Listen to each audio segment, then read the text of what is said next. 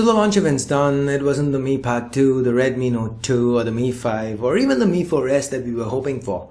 Instead, Xiaomi's launched an entirely new line of devices here.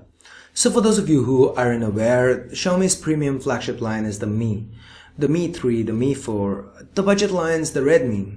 For example, the Redmi 1S, the Redmi 2, the Redmi Note. With display sizes growing and people wanting large displays, even established players have been forced to go out of their comfort zone and come out with large screen smartphones. So it only seemed natural for Xiaomi to do the same, and here's Xiaomi's take. By the way, before we start, one of the most common arguments that I read about in the comment section is whether Quad HD or 2K displays are worth it. Can you really see the difference? This is currently a conundrum for manufacturers as well. Chinese manufacturers, for the most part, have been offering both options. That's been their solution. A slightly lower spec variant with the 1080p display and a top-of-the-line variant with everything but the kitchen sink thrown in, featuring a Quad HD display. Oppo did it with the Find 7 and the Find 7a, Meizu did it with the MX4 and the MX4 Pro, and Xiaomi now follows suit with the Mi Note and, surprise surprise, the Mi Note Pro. In this video, I'm gonna talk about the specs of both devices, how I feel they'd fare, things I'm not too fond of, my thoughts on it basically. But wait, I think I'm forgetting something here. Oh yeah, if this is your first time here, or in case you have a really short attention span, I'm not saying an upload in a week's made you forget. My name's Ash, this is C4E Tech, and these are my thoughts, my initial impressions coming out of the launch of the Mi Note and the Mi Note Pro. Let's get started. First off, let's start with the Mi Note. So here's the spec sheet. 5.7-inch Full HD negative LCD display, Snapdragon 801, that's the MSM 8974AC to be precise, meaning 4 great 400 cores clocked at 2.5 GHz each, coupled with an Adreno 330 GPU and 3 gigs of RAM. There's hi-fi audio on board, a 13-megapixel f/2.0 rear camera with optical image stabilization, a 4-megapixel front-facing camera featuring a large 2-micron pixel size that effectively makes it the equivalent of HTC's ultra-pixel camera, by the way. Dual 4G standby, 1 micro and 1 nano SIM slot, all this backed by a 3000 mAh non-user replaceable battery. There's also support for Quick Charge 2.0, meaning this is gonna charge pretty quick. One of the things I really like about Xiaomi is that they're very clear and actually proud about who or where they source their parts from. Don't get me wrong here, I mean every company does that. Right from Apple to Samsung, everyone sources something or the other from another company. But Xiaomi is actually one of the very few that talk that up, at a launch event nonetheless. I feel that's a masterstroke, especially for a company from China, because that adds value, help break a lot of preconceptions about Chinese products. Anyway, let's take myself for example here. The fact that the Xiaomi power banks have LG batteries inside, that was the first reason I got interested in them. Anyway, in the same vein, they've made such announcements here as well. The displays for these devices are sourced from JDI and Sharp. The camera sensors, the IMX214 is sourced from Sony. It uses the ESS ES9018K2M Hi-5 audio decoder. The 3000 mAh battery is also sourced from Sony and LG. Good stuff, adds a lot of credibility here. As far as the build goes, I for one am extremely happy that this time around Xiaomi's gone with something that one can call genuinely Xiaomi. I love my Mi 4, but even the staunchest Mi fan cannot disagree that the Mi 4 does feel inspired by a certain fruity company. Now, this Mi Note has 2.5D Gorilla Glass to the front and 3D Gorilla Glass to the back, meaning it curves ever so slightly to the front and quite a lot to the back. Well, Xiaomi was quick enough to point out to their testing that despite the use of glass, this phone would still remain durable, a steel ball test and a drop test to be precise. I'm going to be taking tests conducted in a controlled environment with a grain of salt. I mean, even for companies with a lot more expertise and experience than Xiaomi, all it took was one backwards hat wearing guy to blow all their testing.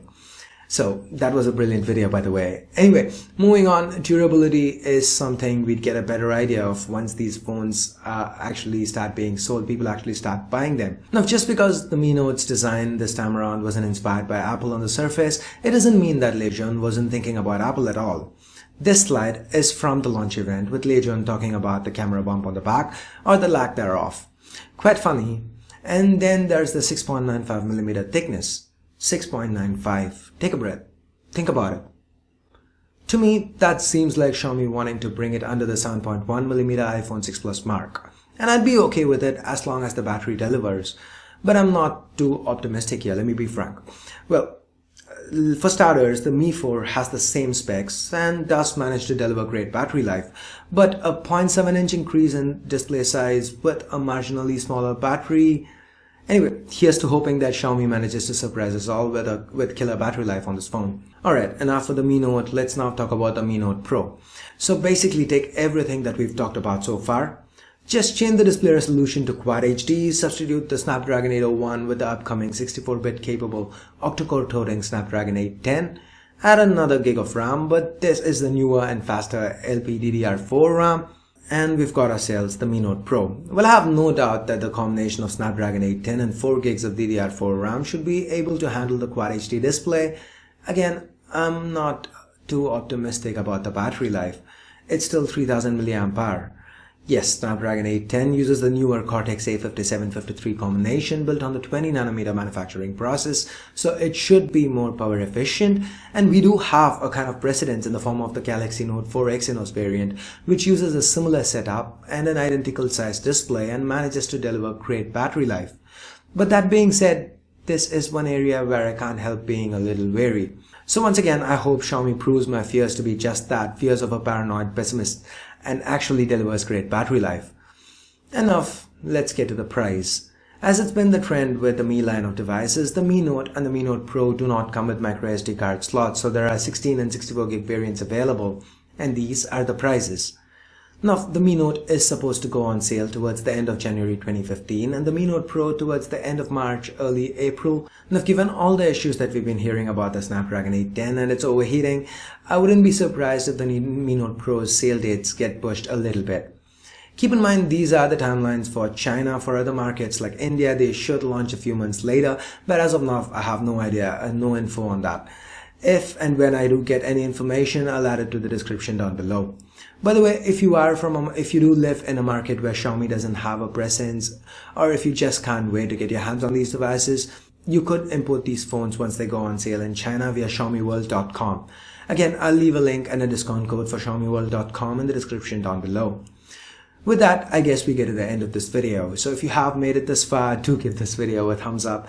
And if you haven't subscribed already, please do. If you do have any feedback or any video requests for me, you can hit me up on Twitter at C4eTech.